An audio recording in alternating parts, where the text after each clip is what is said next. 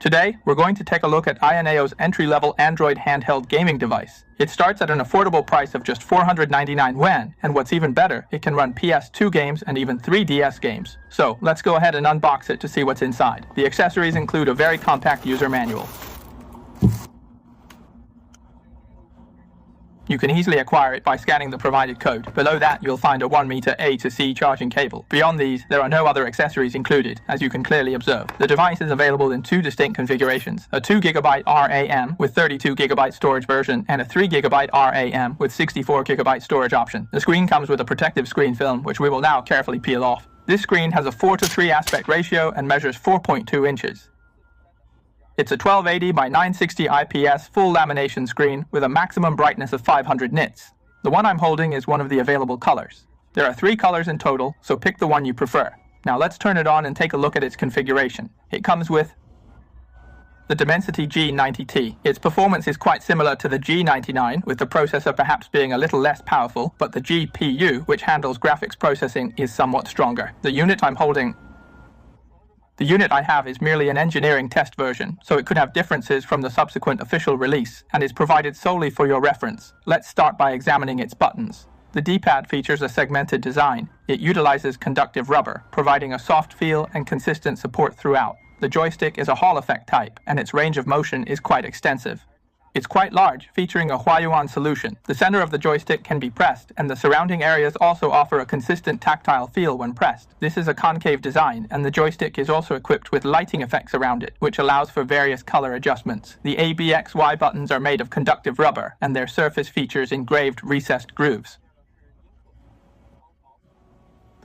The ABXY buttons also feature a subtle indentation, and their button layout aligns with the Switch configuration, which is also recognized as a retro button layout. Now, observing the bottom right corner, this is the quick bar, and Ayaneo's quick bar is exceptionally intuitive to use. This particular button serves as the back function, positioned to the left. In the bottom corner, you'll find the select and start buttons. Moving on to the top, we have the shoulder buttons, which are made of conductive rubber, allowing for activation at any point, providing a soft tactile feel. Positioned between these two shoulder buttons, there's also an additional expansion button. Both of these utilize microswitches for their functionality. These are essentially microswitches or light touch switches. Moving on to the trigger buttons, they are linear hole triggers with a remarkably extensive range of motion. At the top, you'll find the fan exhaust vent, the volume up and down controls, and the power switch.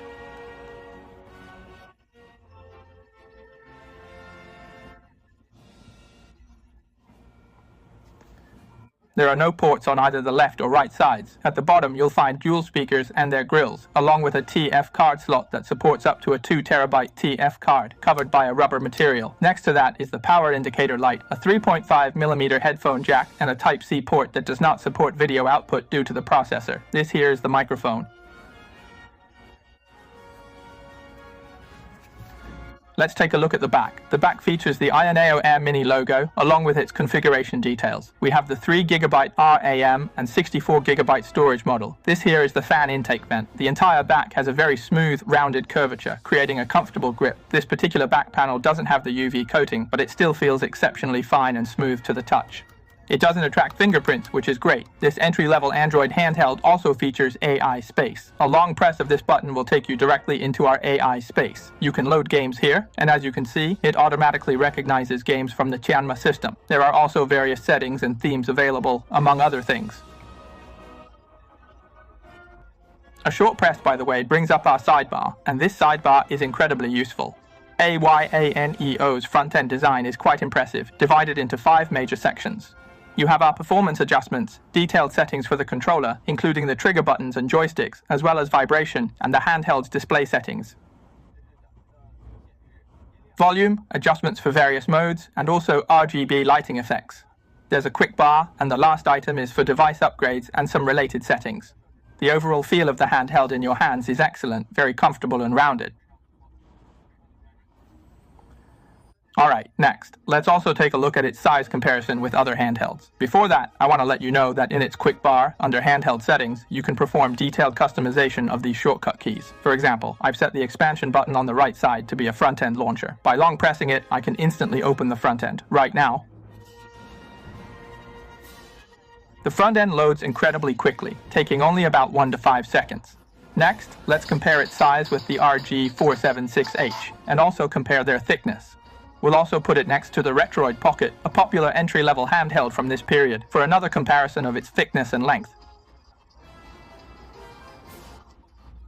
Let's compare them. We'll check the weight. The 476H is exactly 287 grams, the Retroid Pocket is 280 grams, and the Ayaneo Air Mini is 274 grams. It's still very compact and exquisite in size. When playing PS2 games, this screen can achieve 4x pixel perfect scaling, and for DC games, it's 2x resolution, with a 1080p resolution. The resolution is quite high, and the screen appears very detailed. So, let's dive straight into some heavy games, beginning with PS2 so you can witness its performance. We'll kick things off with God of War. For God of War, the settings are 2x resolution, locked at 30 FPS. Continue to observe the FPS counter in the top right corner. Our handheld is already configured for full power mode. And speaking of which, its vibration is provided by a rotor motor. You should be able to hear its vibration effect. In these large-scale scenes, it can largely maintain a stable 30 frames per second when running at 2x resolution.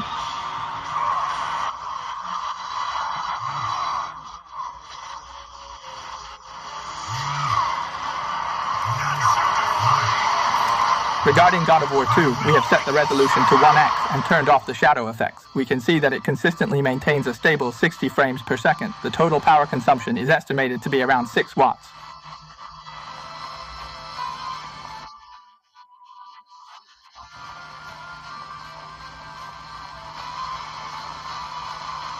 Let's check out Devil May Cry 3 at 1.25x resolution. The frame rate for this particular run is around 50 FPS, nearly reaching 60 FPS. The overall power consumption is also approximately 6 to 7 watts.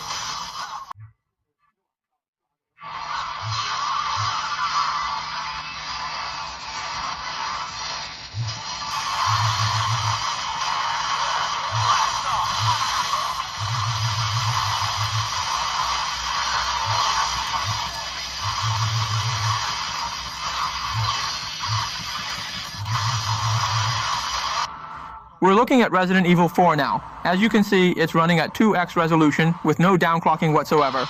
And wow, the global power consumption is hovering around 6 watts. The frame rate, remarkably, is a stable 60 FPS.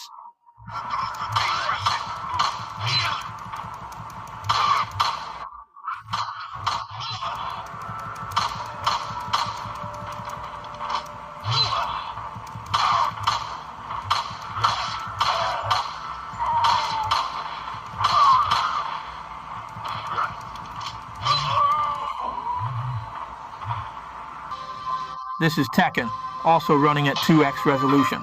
Its power consumption is also around 6 watts, and the frame rate is very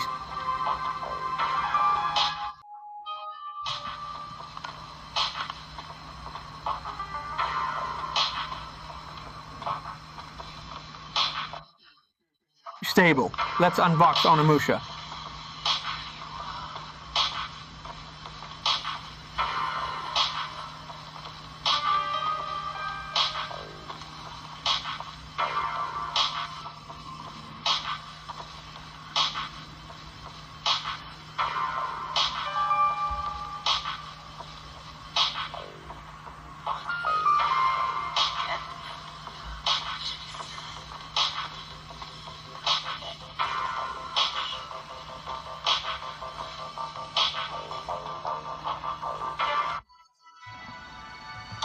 Here, we've also got 2x resolution enabled, and the frame rate is incredibly stable, consistently maintaining a solid 60 frames per second.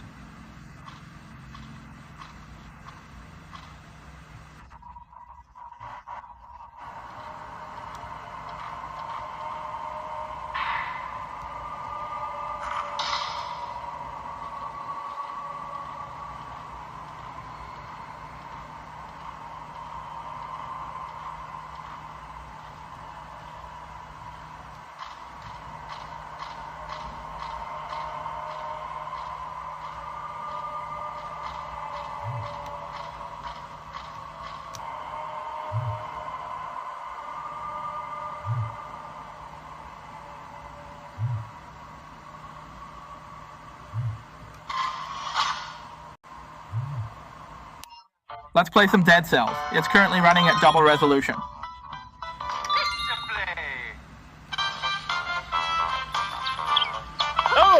Let's run it again. Give it a good spin. Oh wow, the overall performance is still very fluid. And look at this. The power consumption is also holding steady at around 6 watts. The frame rate is a stable 60 frames per second.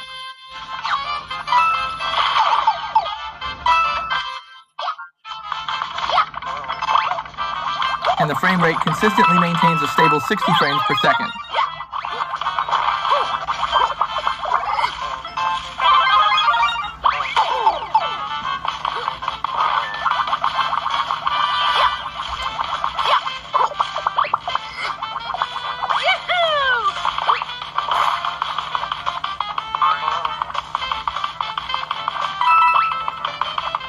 Woohoo! That's really awesome to hear.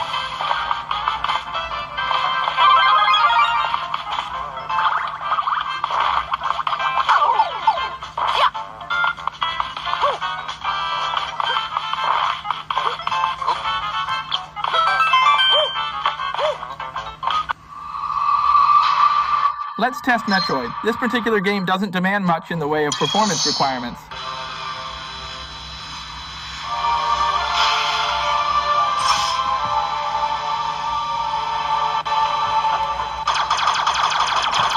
It runs very fluidly.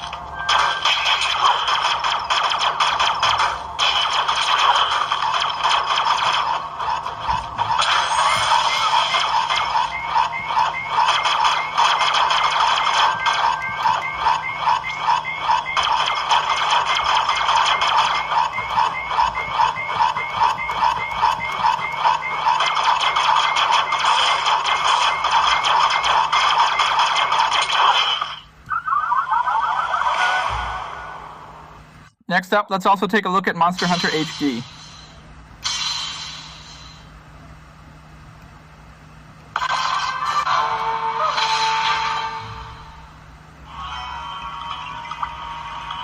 It's also very fluid, consistently running at a stable 60 frames per second, which is its full frame rate. We're playing GameCube games, specifically The Wind Waker. Let's have Link run around for a moment. The frame rate is a stable 30 frames per second because the Wind Waker is designed to be locked at 30 frames per second.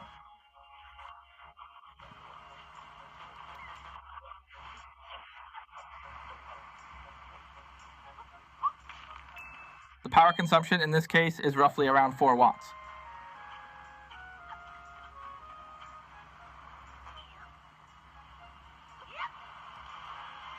It is also very fluid, 60 frames, a full frame rate.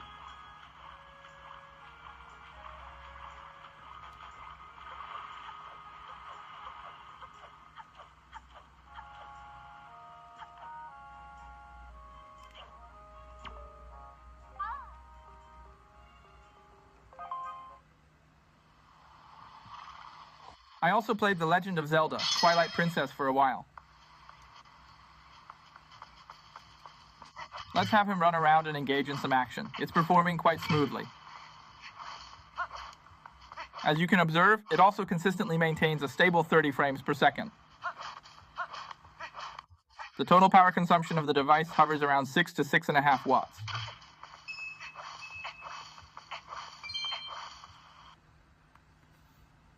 After reviewing its gaming performance, it's quite impressive, wouldn't you agree? This compact device is capable of playing PS2 games and 3DS games as well. The Pegasus front end is now incredibly fast. It's truly convenient to carry in your pocket and retrieve, given its small stature. And despite its compact size, it even features active cooling.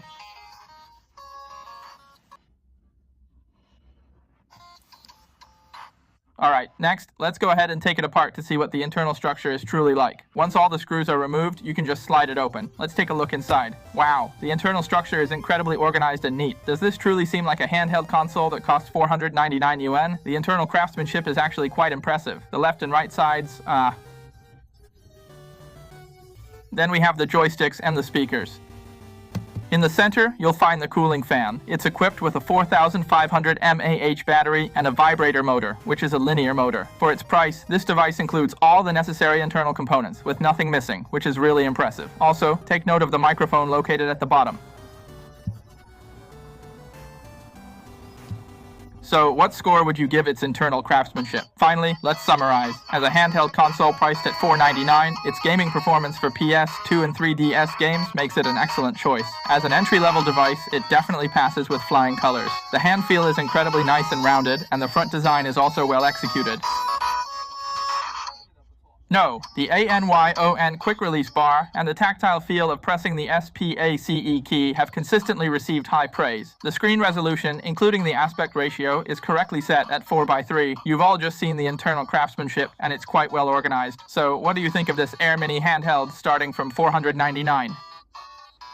How do you like it? Feel free to leave a comment, and if there's anything else you'd like to know, just drop another comment in the section below. That brings us to the end of this episode's video. If you found it enjoyable, please show your support. Wishing you all a happy day.